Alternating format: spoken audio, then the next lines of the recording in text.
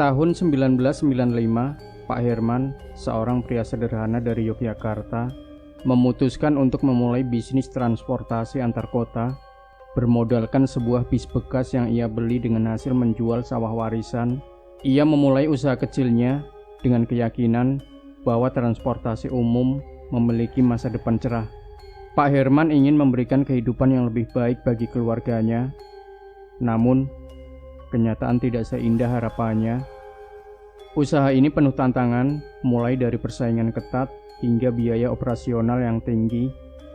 Pak Herman merasa tertekan, terutama karena ia harus menghidupi istrinya, Budiah, dan anak mereka, Rudi, yang saat itu berusia 12 tahun. Pak Herman memulai rute Yogyakarta menuju kota kecil di sekitarnya, namun jumlah penumpang sangat sedikit. Bisnya sering berangkat dalam keadaan setengah kosong, sementara pesaingnya selalu penuh. "Kita tidak bisa terus begini, Mas," kata Budiah suatu malam. "Gaji sopir belum bisa kita bayar. Kalau begini terus, kita bisa kehilangan semuanya." Pak Herman mencoba tetap optimis. "Aku yakin, Bu, kalau kita kerja keras, pasti ada jalan," jawabnya sambil tersenyum tipis. Meski hatinya penuh kekhawatiran, sopir pertama yang dipekerjakan Pak Herman adalah Pak Parto, seorang pria berpengalaman yang sudah lama bekerja di industri transportasi. Namun, Pak Parto mulai merasa frustasi karena jumlah penumpang yang sedikit. "Pak Herman, saya ngerti kalau ini bisnis baru, tapi kalau terus-terusan begini, saya nggak yakin kita bisa bertahan," kata Pak Parto dengan nada serius. Pak Herman merasa tertekan. Ia tahu bahwa para kru mulai kehilangan kepercayaan kepadanya, tetapi ia tidak punya solusi. Di tengah keputusasaan, seorang teman lama bernama Kisuro mendatangi Pak Herman. Kisuro adalah seorang dukun yang dikenal memiliki kemampuan mistis. Ia sering membantu orang-orang yang sedang menghadapi kesulitan besar. "Herman, aku dengar bisnismu sedang sulit. Mungkin aku bisa membantu," kata Kisuro sambil menatap Pak Herman dengan pandangan tajam. Pak Herman yang sudah putus asa akhirnya mendengarkan tawaran Kisuro. Dukun itu menjelaskan bahwa ia bisa memanggil penunggu yang akan membantu meningkatkan keberhasilan bisnis. Namun ada syarat yang harus dipenuhi. "Kamu harus melakukan ritual setiap malam Jumat di garasi bis. Persembahan kecil akan cukup untuk memuaskan penunggu itu," kata Kisuro. Pak Herman merasa bimbang. Di satu sisi, ia tahu bahwa berurusan dengan hal mistis berisiko. Namun, di sisi lain, ia merasa tidak punya pilihan lain. Bisnisnya hampir bangkrut dan ia tidak ingin mengecewakan keluarganya. "Kalau aku nggak coba, keluargaku bisa kehilangan semuanya," pikir Pak Herman. Akhirnya dengan hati berat, Pak Herman setuju untuk melakukan ritual yang disarankan oleh Kisuro. Ia berharap ini adalah jalan keluar dari semua kesulitannya. Pada malam Jumat pertama, Kisuro membawa Pak Herman ke sebuah hutan kecil di pinggiran Yogyakarta untuk melakukan ritual awal. Mereka menyalakan lilin, membakar dupa, dan menyembelih seekor ayam hitam. Darah ayam itu kemudian digunakan untuk membuat simbol di atas kain putih yang akan diletakkan di garasi bis. Ini hanya awal. Setiap malam Jumat, kamu harus melakukan ini di garasi bis. Penunggu akan menjaga bisnismu, tapi kamu harus memenuhi syaratnya, kata Kisuro. Pak Herman merasa takut, tetapi ia tetap mengikuti arahan. Malam itu menjadi awal dari perubahan besar dalam hidupnya. Keesokan harinya, sesuatu yang tidak biasa terjadi. Bis Pak Herman yang biasanya setengah kosong, tiba-tiba penuh dengan penumpang. Bahkan beberapa penumpang rela berdiri karena tidak kebagian tempat duduk. "Mas, ini luar biasa. Kita dapat penumpang penuh hari ini," kata Pak Parto dengan nada gembira. Pak Herman merasa lega, meskipun dalam hatinya ia tahu bahwa ini bukan semata-mata karena kerja kerasnya. Ritual yang ia lakukan mulai menunjukkan hasilnya. Namun meski bisnisnya mulai berkembang, Pak Herman tidak bisa mengabaikan rasa takut yang terus menghantuinya. Ia tahu bahwa keberhasilan ini bukan tanpa konsekuensi. Setelah malam pertama ritual bersama Kisuro, bisnis Pak Herman mulai menunjukkan perkembangan yang signifikan. Namun, di balik keberhasilan itu, Pak Herman tahu bahwa ia telah membuat perjanjian besar yang mengikat dirinya dengan kekuatan mistis.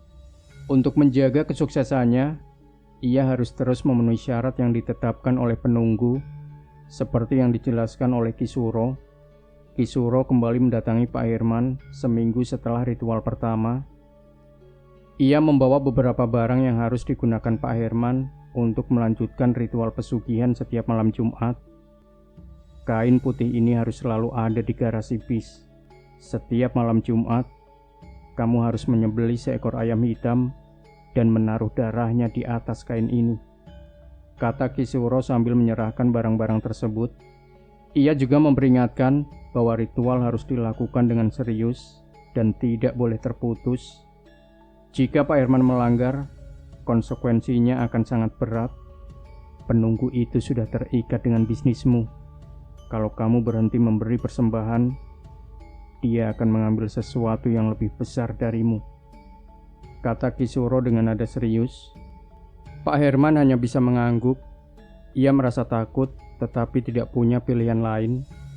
Kesuksesan yang mulai dirasakan membuatnya merasa bahwa ia harus terus menjalankan ritual ini, apapun resikonya.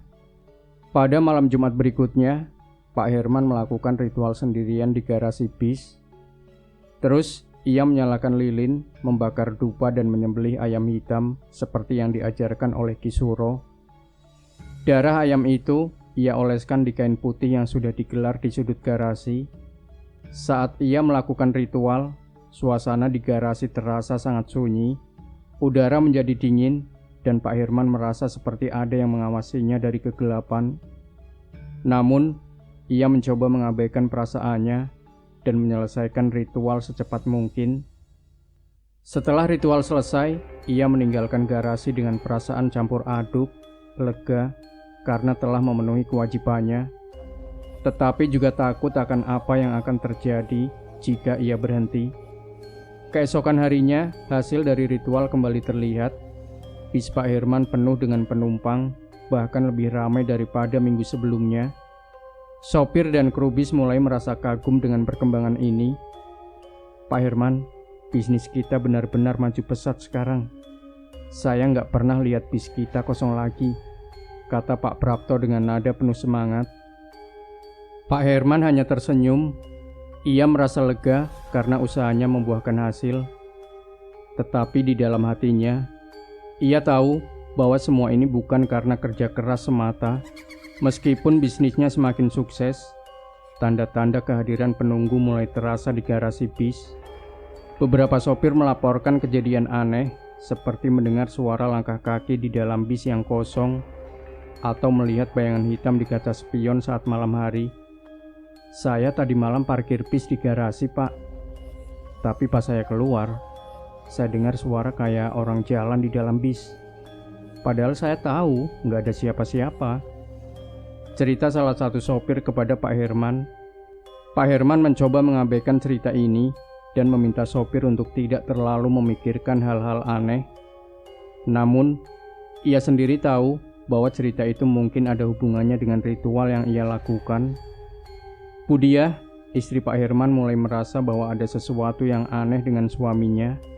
Setiap malam Jumat, Pak Herman selalu menghabiskan waktu lama di garasi bis, dan ia sering pulang dengan wajah lelah dan pucat.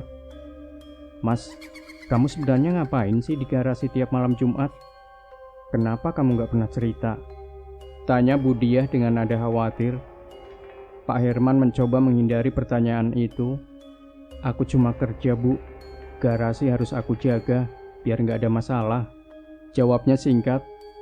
Namun, Budiah tidak merasa puas dengan jawaban itu. Ia mulai merasa bahwa suaminya menyembunyikan sesuatu, tetapi ia tidak tahu apa. Rudy, anak Pak Herman, mulai mengalami mimpi buruk yang aneh. Dalam mimpinya, ia sering melihat sebuah bis tua yang dipenuhi penumpang tanpa wajah.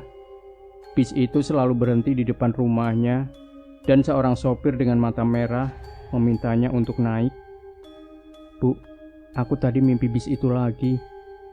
Orang-orang di dalamnya nggak punya wajah, dan sopirnya bilang aku harus ikut," cerita Rudy dengan nada ketakutan. Budiah merasa semakin khawatir.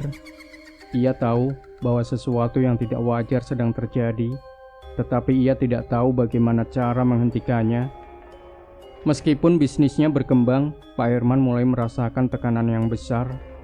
Ia tahu bahwa keberhasilan ini datang dengan harga yang mahal, dan ia merasa bahwa ia telah terjebak dalam perjanjian yang tidak bisa ia hindari. "Kalau aku berhenti, keluarga aku bisa jadi korban. Tapi kalau aku terus, aku nggak tahu sampai kapan ini akan berakhir," pikir Pak Herman. Pak Herman mencoba menutupi rasa takutnya dengan bekerja lebih keras.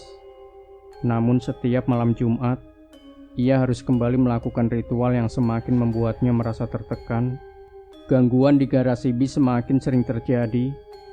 Beberapa kru melaporkan bahwa mereka sering melihat bayangan hitam besar di sekitar garasi pada malam hari. Suara-suara aneh seperti langkah kaki atau tawa kecil juga sering terdengar. "Pak, saya nggak tahu ini apa, tapi saya merasa garasi ini ada sesuatu. Setiap malam Jumat, suasananya beda banget," kata Pak Parto. Pak Herman mencoba menenangkan krunya dengan mengatakan bahwa itu hanya imajinasi. Namun, ia sendiri tahu bahwa gangguan ini adalah akibat dari ritual yang ia lakukan. Setelah rutin melakukan ritual setiap malam Jumat, bisnis bis Pak Herman mengalami perkembangan pesat. Armada bisnya selalu penuh dengan penumpang. Bahkan ia mampu membeli bis baru untuk menambah rute perjalanan. Namun, di balik kesuksesan itu, kehadiran penunggu mulai terasa oleh karyawan dan keluarga Pak Herman. Keberhasilan ini tidak datang tanpa harga yang harus dibayar. Pada awal tahun 1996, Pak Herman berhasil membeli bis kedua dari hasil keuntungan yang didapatkan. Bisnisnya semakin dikenal oleh masyarakat, dan ia mulai melayani rute-rute baru di luar Yogyakarta. Para penumpang sering memuji kenyamanan bis Pak Herman, meskipun armadanya tidak termasuk yang termewah. "Pak Herman, bis ini selalu ramai. Saya sering gak kebagian tempat kalau telat datang," kata seorang penumpang. Pak Herman merasa lega melihat usahanya akhirnya membuahkan hasil. Namun, ia tahu bahwa ini bukan hanya hasil kerja keras, melainkan juga pengaruh ritual yang terus ia jalankan setiap malam Jumat. Pada pertengahan 1997, Pak Herman mampu membeli 2 bis baru sekaligus. Ia mempekerjakan lebih banyak sopir dan kru untuk mengoperasikan armada yang semakin besar. Pak Parto, sopir senior yang telah lama bekerja untuk Pak Herman, merasa kagum dengan perkembangan bisnis ini. "Pak, saya tidak pernah lihat bisnis transportasi maju secepat ini. Bapak benar-benar hebat," kata Pak Parto. Pak Herman hanya tersenyum tipis. Dalam hatinya, ia merasa bahwa keberhasilan ini memiliki sisi gelap yang tidak diketahui oleh siapapun. Meskipun bisnisnya sukses, beberapa sopir dan kru bis mulai melaporkan kejadian aneh yang mereka alami selama bekerja. Salah satu sopir baru, Pak Madi, bercerita bahwa ia sering melihat bayangan hitam besar di dalam bis saat mengemudi di malam hari. "Pak, tadi malam saya lihat sesuatu di kaca spion. Seperti ada orang duduk di kursi belakang. Tapi waktu saya cek, gak ada siapa-siapa," kata Pak Madi dengan nada ketakutan. Kru lainnya, Sandi, melaporkan bahwa ia sering mendengar suara langkah kaki di dalam bis yang sedang diparkir di garasi. "Pak Herman, garasi ini kayak ada yang aneh. Setiap malam Jumat suasananya beda. Kadang saya dengar suara orang jalan, padahal gak ada siapa-siapa," katanya.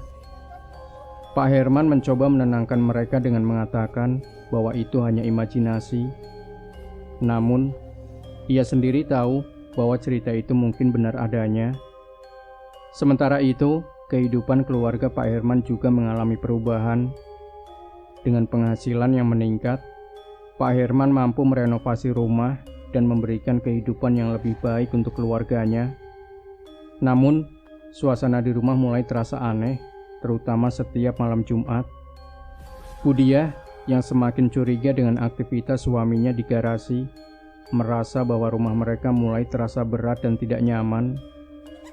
"Mas, aku sering dengar suara langkah kaki di dapur setiap malam Jumat. Apa kamu gak ngerasa ada yang aneh?" tanya Budiah. Pak Herman mencoba mengalihkan perhatian istrinya. Itu cuma perasaanmu, Bu. Mungkin itu suara angin," jawabnya singkat. Namun, Budiah tidak merasa yakin. Ia mulai merasa bahwa suaminya menyembunyikan sesuatu.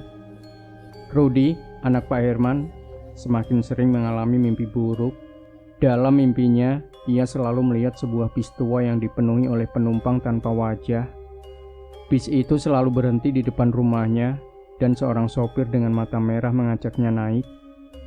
"Bu, aku mimpi bis itu lagi. Sopirnya bilang aku harus ikut. Aku gak mau mimpi itu lagi," kata Rudy sambil menangis. Budiah mulai merasa bahwa ada sesuatu yang salah dengan bisnis suaminya. Ia mencoba bertanya lagi kepada Pak Herman, tetapi Pak Herman selalu menghindari pembicaraan itu.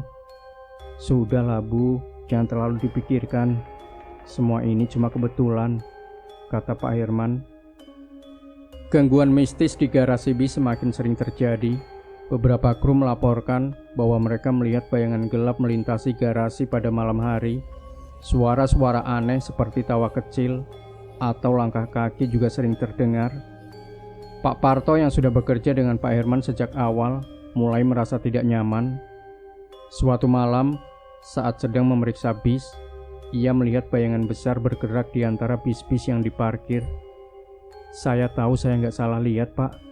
Ada sesuatu di garasi ini, dan itu bukan manusia," kata Pak Parto kepada Pak Herman. Pak Herman hanya bisa diam. Ia tahu bahwa gangguan ini adalah akibat dari ritual yang terus ia lakukan. Meskipun bisnisnya sukses, tekanan yang dirasakan oleh Pak Herman semakin besar. Ia mulai merasa terjebak dalam perjanjian yang tidak bisa ia hentikan. Setiap malam Jumat, ia harus kembali melakukan ritual di garasi, meskipun ia merasa semakin takut dengan konsekuensinya. "Kalau aku berhenti, semua ini bisa berakhir buruk.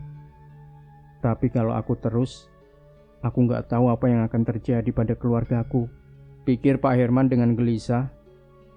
Suatu malam, bis baru yang dibeli oleh Pak Herman mengalami kecelakaan ringan. Sopirnya, Pak Madi, mengatakan bahwa ia merasa seperti ada sesuatu yang mengganggu kendalinya saat mengemudi. "Pak, saya yakin tadi malam ada sesuatu di bis. Seperti ada yang menarik setir saya," kata Pak Madi. Kejadian ini membuat beberapa kru mulai takut untuk bekerja, terutama pada malam Jumat. Namun Pak Herman meyakinkan mereka bahwa semuanya baik-baik saja dan meminta mereka untuk tetap fokus pada pekerjaan. Memasuki tahun 1999, kesuksesan bisnis bis Pak Herman semakin meroket. Armada bisnya terus bertambah dan reputasinya sebagai pengusaha transportasi yang handal semakin diakui. Namun, di balik keberhasilan itu, gangguan mistis semakin sering terjadi. Tidak hanya karyawan, tetapi juga keluarga Pak Herman mulai merasakan efek dari perjanjian yang telah dibuat. Karyawan Pak Herman semakin sering melaporkan kejadian-kejadian aneh di garasi bis dan di sepanjang perjalanan mereka. Beberapa sopir melaporkan mendengar suara tawa kecil dari dalam bis yang kosong saat malam hari. "Pak, tadi malam saya dengar suara anak kecil tertawa dari dalam bis, padahal bisnya kosong. Saya takut kalau ini ada hubungannya sama tempat ini," kata Sandi, salah satu kru bis. Pak Herman mencoba menenangkan mereka dengan mengatakan bahwa itu hanya imajinasi. Namun, ia tahu bahwa gangguan ini adalah bagian dari konsekuensi dari ritual yang ia jalankan. Salah satu kejadian yang membuat sopir ketakutan adalah kemunculan penumpang misterius. seorang sopir melaporkan bahwa ia melihat seorang wanita naik ke bis di tengah malam, tetapi saat sampai di tujuan, wanita itu menghilang tanpa jejak. Dia naik di tengah jalan, Pak. Pas saya lihat dari kaca spion, dia duduk di kursi belakang. Tapi waktu saya cek di terminal terakhir, kursinya kosong. Cerita Pak Madi, sopir bis. Kisah ini menyebar di antara para kru, membuat suasana di garasi semakin mencekam, terutama pada malam Jumat. Gangguan tidak hanya terjadi di garasi bis, tetapi juga mulai merambah ke rumah Pak Herman. Budia sering mendengar suara langkah kaki di dalam rumah, terutama di dapur. Suatu malam, ia melihat bayangan hitam melintas di kamar Rudi, tetapi ketika ia memeriksa, tidak ada siapapun di sana. Mas, aku gak tahan lagi. Rumah ini kayak dihuni sesuatu. Setiap malam Jumat rasanya gak enak, kata Budiah dengan nada putus asa. Pak Herman mencoba menenangkan istrinya, tetapi ia tahu bahwa gangguan ini adalah peringatan dari penunggu yang mengingatkan bahwa ritual harus terus dilakukan. Rudi semakin sering mengalami mimpi buruk. Ia bermimpi berada di dalam bis tua yang penuh dengan penumpang tanpa wajah. Dalam mimpi itu, seorang pria dengan mata merah selalu memintanya untuk ikut. Bu, aku tidak mau tidur lagi. Orang itu bilang, aku harus ikut naik bisnya, kata Rudi sambil menangis. Budiah yang semakin curiga mendesak Pak Herman untuk jujur tentang apa yang sebenarnya terjadi. Namun, Pak Herman tetap bersikeras bahwa semuanya baik-baik saja. Pak Parto, sopir senior yang telah bekerja dengan Pak Herman sejak awal, akhirnya memutuskan untuk berbicara.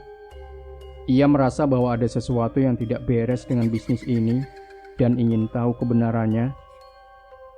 Pak Herman, saya tidak bisa diam lagi. Ada sesuatu di garasi ini. Saya yakin ini bukan cuma kebetulan. Apa yang sebenarnya terjadi? Tanya Pak Parto dengan nada tegas. Pak Herman mencoba mengelak, tetapi Pak Parto semakin mendesaknya. Akhirnya Pak Herman mengaku bahwa ia telah membuat perjanjian dengan dukun untuk menyelamatkan bisnisnya dari kebangkrutan. Saya tidak punya pilihan waktu itu, Parto. Kalau saya tidak lakukan ini, keluarga saya bisa kelaparan, kata Pak Herman dengan nada putus asa. Pak Parto terkejut, tetapi memutuskan untuk tetap bekerja.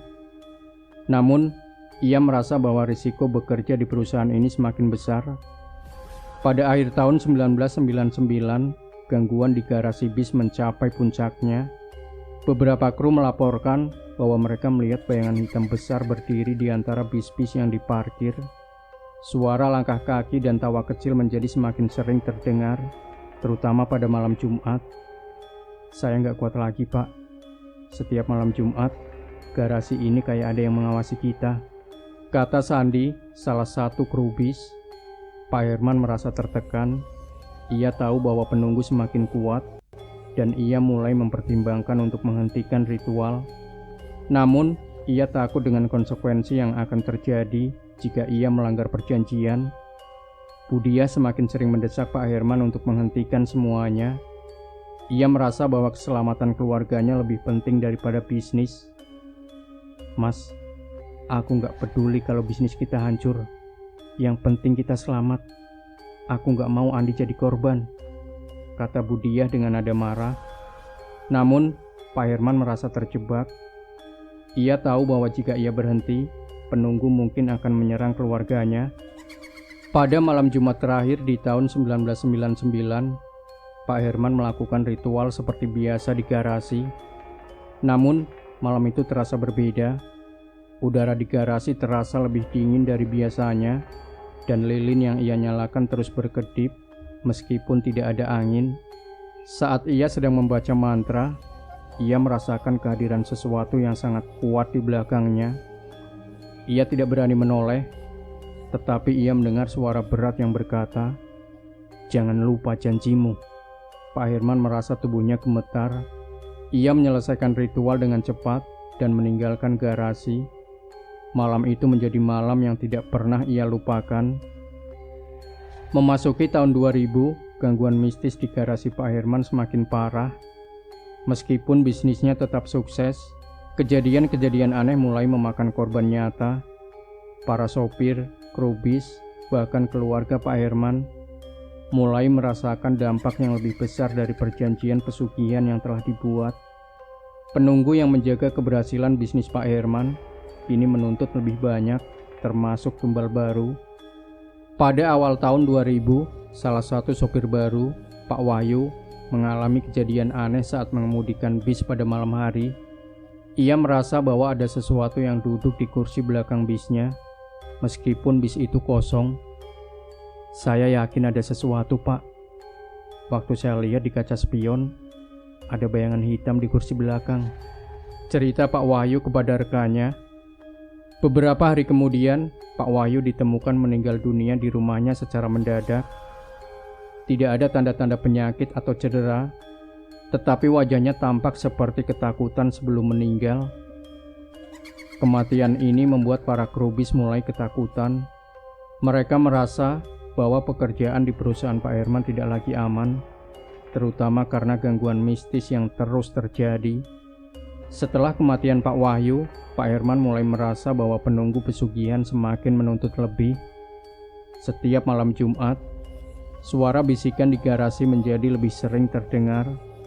Suara itu berisi tuntutan yang semakin jelas, tumbal baru, kopi dan darah ayam tidak cukup lagi. Aku butuh lebih. Suara itu terdengar dalam ruangan gelap garasi saat Pak Herman melakukan ritual. Pak Herman merasa semakin tertekan. Ia mencoba berbicara dengan Ki Suro untuk mencari solusi. Tetapi jawaban sang dukun hanya menambah ketakutannya. Kau tidak bisa berhenti, Herman. Penunggu itu sudah memberikanmu keberhasilan. Kalau kau berhenti, kau tahu apa yang akan terjadi, kata Ki Suro. Gangguan mistis mulai lebih sering terjadi di rumah Pak Herman. Suatu malam, Budiah mendengar suara langkah kaki di kamar Rudi. Ketika ia masuk untuk memeriksa, ia melihat bayangan hitam berdiri di dekat tempat tidur Rudi. Bayangan itu menghilang begitu saja saat Budiah mendekat. Mas, aku gak tahan lagi. Rumah ini semakin menyeramkan. Kita harus hentikan semua ini, desak Budiah kepada Pak Herman. Namun, Pak Herman tidak bisa memberikan jawaban. Ia merasa terjebak dalam perjanjian yang tidak bisa ia akhiri tanpa konsekuensi besar. Para kru bis mulai mengeluhkan gangguan yang semakin sering terjadi, terutama di garasi. Beberapa sopir memutuskan untuk berhenti bekerja karena merasa tidak aman. Saya tidak kuat lagi, Pak. Setiap malam Jumat saya selalu merasa diawasi.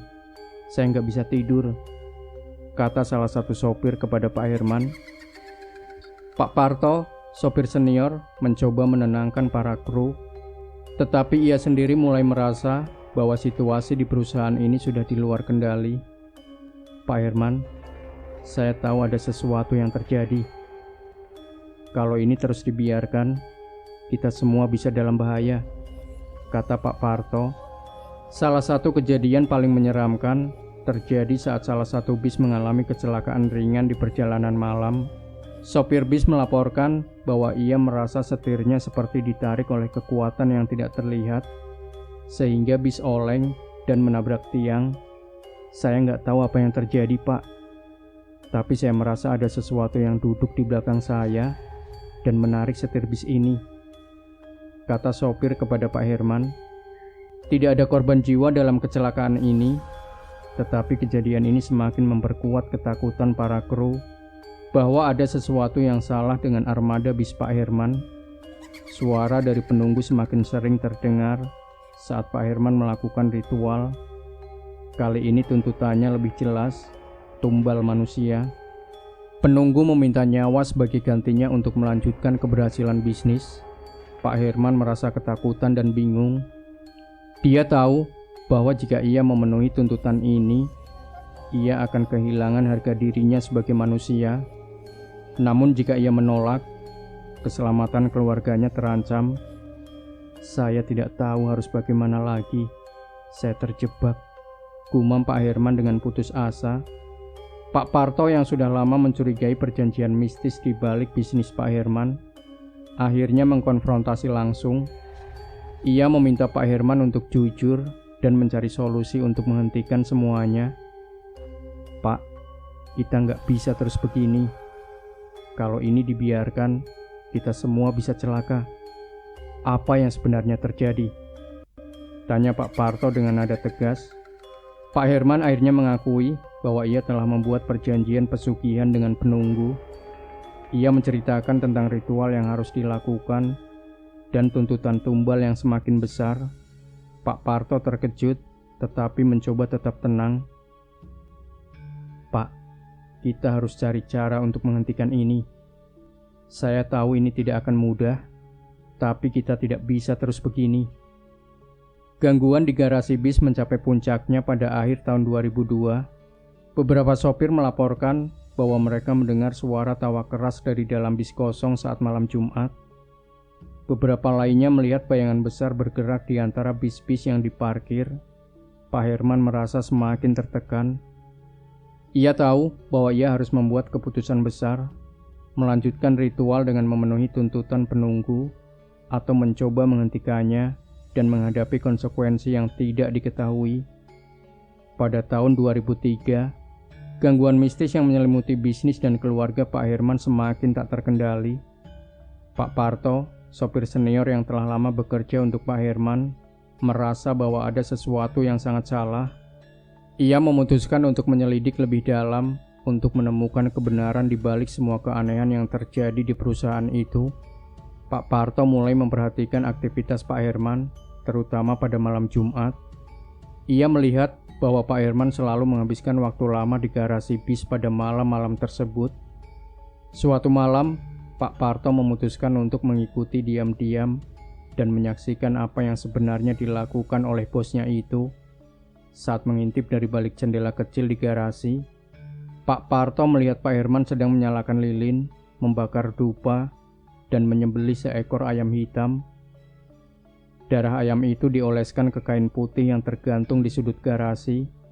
Pak Parto juga mendengar Pak Herman membaca mantra dalam bahasa yang tidak dimengerti. Jadi ini yang sebenarnya terjadi, pikir Pak Parto sambil menahan nafas.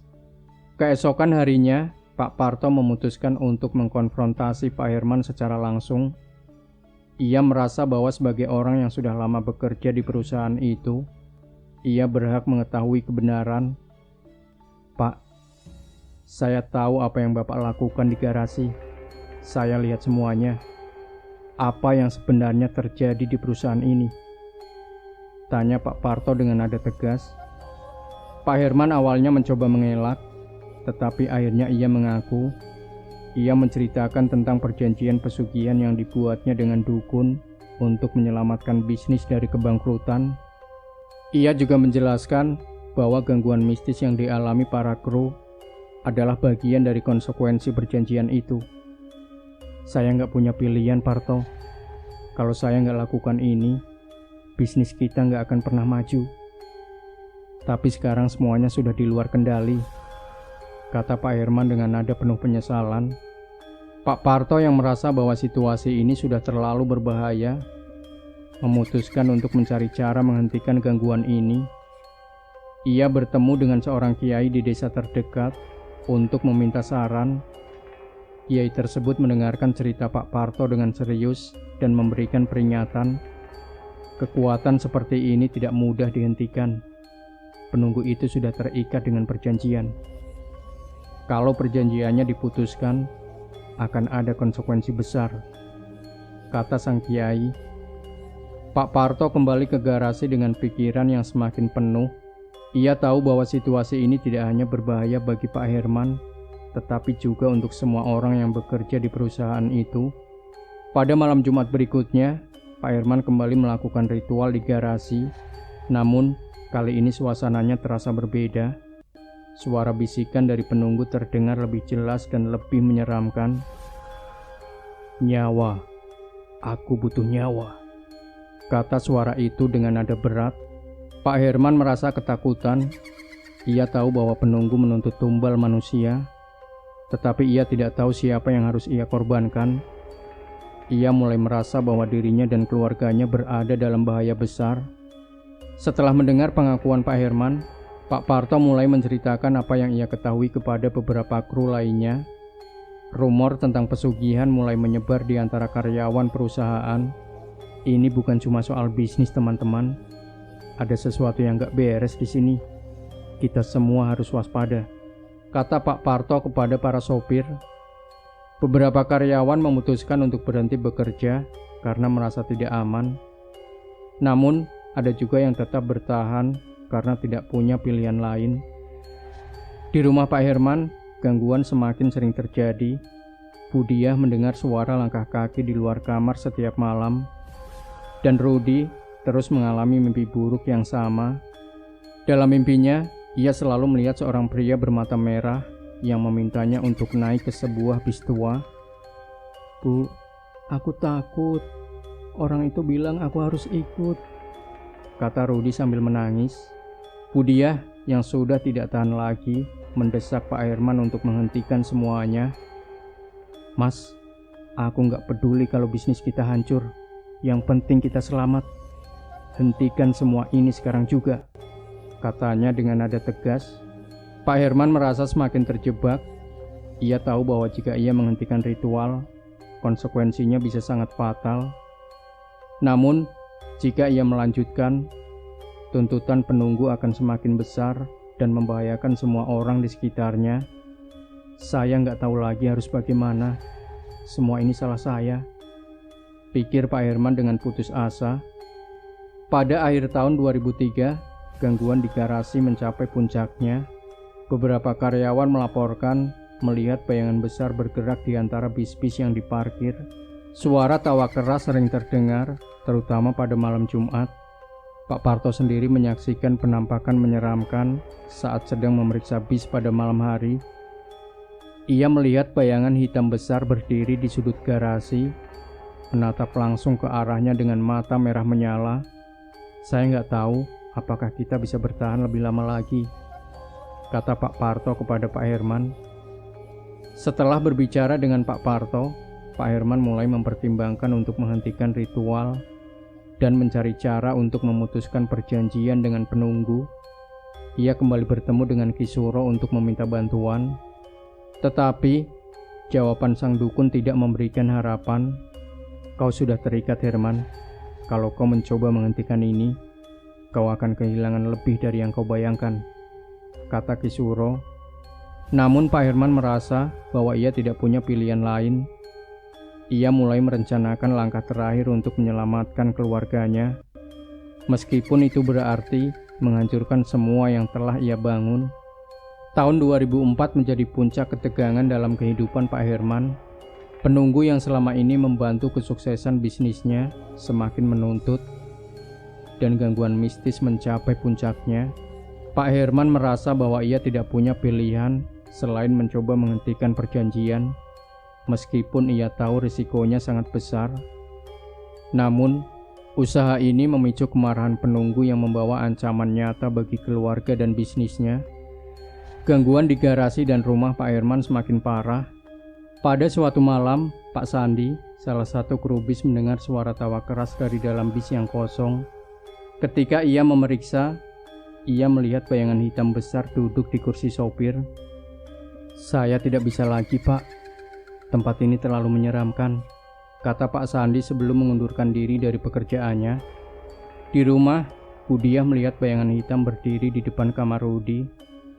Bayangan itu hanya berdiri diam, tetapi auranya membuat Budiah merasa ketakutan luar biasa. "Mas, ini sudah terlalu jauh. Kita harus pergi dari sini," desak Budiah. Pak Herman yang merasa tertekan akhirnya memutuskan untuk menghentikan ritual. Ia berkonsultasi kembali dengan Ki Suro untuk mencari tahu apakah ada cara lain untuk memutuskan perjanjian tanpa membahayakan keluarganya. Namun, Ki Suro memperingatkan bahwa menghentikan perjanjian akan memicu kemarahan besar dari penunggu. "Kalau kau berhenti, kau harus siap menghadapi amarahnya. Penunggu itu tidak akan pergi begitu saja tanpa mengambil sesuatu darimu," kata Ki Suro. Pak Herman tahu bahwa ini adalah risiko besar, tetapi ia merasa bahwa ia tidak punya pilihan lain. Ia memutuskan untuk tidak lagi melakukan ritual pada malam Jumat berikutnya. Pada malam Jumat pertama tanpa ritual, suasana di garasi menjadi sangat mencekam. Para karyawan yang masih bertahan melaporkan bahwa mereka mendengar suara langkah kaki di sekitar garasi, diikuti oleh suara gemuruh yang tidak jelas asalnya. Di rumah, Budi mengalami mimpi buruk yang lebih parah dari biasanya. Dalam mimpinya, seorang pria bermata merah memanggilnya dari dalam bis tua. "Bu, dia bilang aku harus naik ke bis itu sekarang," kata Rudi sambil menangis setelah terbangun.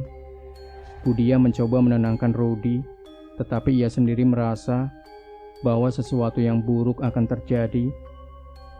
Pada malam Jumat kedua tanpa ritual, penunggu akhirnya menunjukkan wujudnya di garasi. Beberapa karyawan yang sedang berjaga melihat bayangan hitam besar dengan mata merah menyala berdiri di tengah. Beberapa karyawan yang sedang berjaga melihat bayangan hitam besar dengan mata merah menyala berdiri di tengah. Saya nggak akan pernah lupa apa yang saya lihat malam itu. Sosoknya besar seperti manusia, tapi bukan manusia, kata salah satu karyawan kepada Pak Parto. Pak Herman yang sedang berada di rumah mendengar suara keras dari arah garasi. Dia segera pergi ke sana bersama Pak Parto untuk melihat apa yang terjadi. Saat tiba di garasi, mereka melihat sosok penunggu berdiri di tengah ruangan. Sosok itu menatap langsung ke arah Pak Herman dan berkata dengan suara berat, "Kau melanggar janjimu. Aku akan mengambil apa yang menjadi hakku." Pak Herman yang sudah ketakutan mencoba berbicara dengan penunggu. Ia memohon agar keluarganya tidak disakiti, tetapi penunggu hanya tertawa. "Kau menikmati keberhasilanku. Kini kau harus membayar harganya," kata penunggu dengan nada menyeramkan. Pak Parto yang ada di samping Pak Herman mencoba membaca doa untuk melindungi mereka. Namun doa itu tampaknya tidak berpengaruh pada penunggu. Suasana di garasi menjadi semakin mencekam. Lampu-lampu di garasi padam secara tiba-tiba dan udara menjadi sangat dingin. Saat Pak Herman menghadapi penunggu di garasi, Budiah dan Rudi yang berada di rumah mulai mengalami gangguan yang lebih intens. Bayangan hitam muncul di setiap sudut rumah dan suara langkah kaki terdengar di seluruh ruangan. Budiah mencoba membawa Rudi keluar dari rumah, tetapi pintu depan tidak bisa dibuka. Ia merasa terjebak di dalam rumah yang kini terasa seperti medan perang mistis. "Mas, tolong kami. Sesuatu ada di rumah ini," teriak Budiah melalui telepon kepada Pak Herman. Pak Herman merasa bahwa satu-satunya cara untuk menghentikan semua ini adalah dengan menghancurkan garasi tempat ritual selama ini dilakukan. Dengan bantuan Pak Parto, ia menyiapkan bahan bakar untuk membakar garasi. "Kita harus menghancurkan tempat ini. Kalau tidak, semuanya akan berakhir buruk," kata Pak Herman. Meskipun tahu bahwa tindakan ini akan membahayakan seluruh bisnisnya, Pak Herman tidak peduli lagi. Ia hanya ingin menyelamatkan keluarganya dari ancaman penunggu. Pada malam itu, Pak Herman dan Pak Parto membakar garasi bis. Api dengan cepat melalap seluruh bangunan dan suara gemuruh keras terdengar dari dalam garasi. Beberapa karyawan yang menyaksikan mengatakan bahwa mereka melihat bayangan besar melompat keluar dari kobaran api sebelum menghilang ke dalam kegelapan. Penunggu itu mengeluarkan teriakan terakhir sebelum akhirnya lenyap bersama garasi yang terbakar. Setelah garasi hancur, suasana mulai menjadi tenang. Gangguan di rumah Pak Herman berhenti dan keluarganya merasa lebih aman. Namun, Pak Herman tahu bahwa hidup mereka tidak akan pernah sama lagi. "Saya kehilangan semuanya, tapi setidaknya keluarga saya selamat," kata Pak Herman dengan nada penuh penyesalan. Setelah garasi bis dihancurkan, keluarga Pak Herman akhirnya terbebas dari gangguan mistis yang menghantui mereka selama bertahun-tahun. Namun peristiwa itu meninggalkan bekas luka yang dalam pada kehidupan mereka. Pak Herman harus menghadapi kenyataan kehilangan bisnisnya. Tetapi ia juga merasa lega karena keluarganya selamat dari ancaman yang mengerikan. Setelah penghancuran garasi, bisnis Pak Herman runtuh. Tanpa tempat untuk menyimpan bis dan melakukan operasional, ia harus menjual armada bis yang tersisa untuk membayar hutang dan memenuhi kebutuhan keluarganya. Pak Herman dan keluarganya pindah ke rumah kecil di pinggiran Yogyakarta untuk memulai hidup baru. Aku nggak peduli lagi soal bisnis, Mas. Yang penting kita semua masih bersama, kata Budiah sambil mencoba menghibur suaminya. Pak Herman meskipun merasa bersalah atas semua yang terjadi, bersyukur karena keluarganya selamat.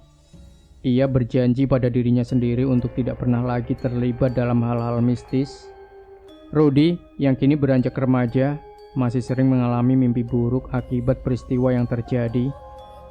Dalam mimpinya, ia masih melihat bayangan bis tua dengan penumpang tanpa wajah. Namun perlahan dengan dukungan dari orang tuanya, ia mulai pulih. Bu, aku gak mau tinggal di tempat itu lagi. Aku cuma mau kita hidup tenang, kata Rudy. Budiah mencoba memberikan Rudy rasa aman dengan selalu berada di sisinya. Meskipun trauma itu tidak mudah dilupakan, Rudy mulai fokus pada sekolah dan bercita-cita memiliki kehidupan yang lebih baik. Lokasi bekas garasi bis Pak Herman menjadi tempat yang dihindari oleh warga sekitar. Meskipun bangunannya telah terbakar habis, banyak yang mengaku masih mendengar suara langkah kaki atau tawa kecil di malam hari. Beberapa warga bahkan melihat bayangan hitam besar di area itu. Saya nggak tahu apa yang sebenarnya terjadi di sana, tapi tempat itu nggak pernah terasa normal lagi, kata seorang warga yang tinggal di dekat lokasi bekas garasi. Rumor ini berkembang menjadi legenda urban tentang garasi terkutuk, tempat yang dianggap penuh misteri oleh masyarakat sekitar. Pak Herman menyadari bahwa keputusan untuk mengambil jalan pintas melalui pesugihan adalah kesalahan besar yang hampir menghancurkan hidupnya. Ia merasa bahwa ia harus menebus kesalahan ini dengan bekerja keras dan hidup jujur. Aku gak akan pernah lagi mencari jalan pintas, Bu. Kita mungkin harus mulai dari nol, tapi aku gak akan menyerah, kata Pak Herman kepada Budiah. Dengan sisa uang dari penjualan bis, Pak Herman membuka warung kecil di depan rumahnya. Meskipun penghasilannya tidak sebesar dulu, ia merasa lebih tenang karena tidak lagi terikat pada hal-hal mistis. Cerita tentang pengusaha bis Pak Herman menjadi pembicaraan di kalangan masyarakat Yogyakarta. Kisah ini sering diceritakan sebagai peringatan bagi mereka yang ingin mengambil jalan pintas untuk mencapai kesuksesan. Dulu bisnisnya sukses banget, tapi ternyata ada rahasia gelap di baliknya, kata seorang sopir kepada teman-temannya. Kisah ini menjadi legenda urban yang terus hidup, mengingatkan orang bahwa kesuksesan yang instan seringkali membawa konsekuensi yang mengerikan. Tahun 2005, keluarga Pak Herman telah menemukan ketenangan di rumah baru mereka. Rudy berhasil melanjutkan sekolahnya dan Budiah tetap menjadi pendukung utama keluarga.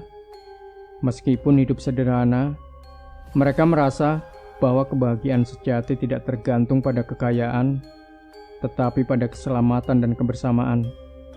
Pak Herman sering merenung tentang masa lalunya. Meskipun ia menyesal atas keputusan yang ia buat, ia bersyukur karena diberi kesempatan kedua untuk membangun hidup yang lebih baik. Ini pelajaran terbesar dalam hidupku. Kesuksesan sejati datang dari kerja keras, bukan dari jalan pintas, pikir Pak Herman sambil menatap keluarganya dengan penuh rasa syukur.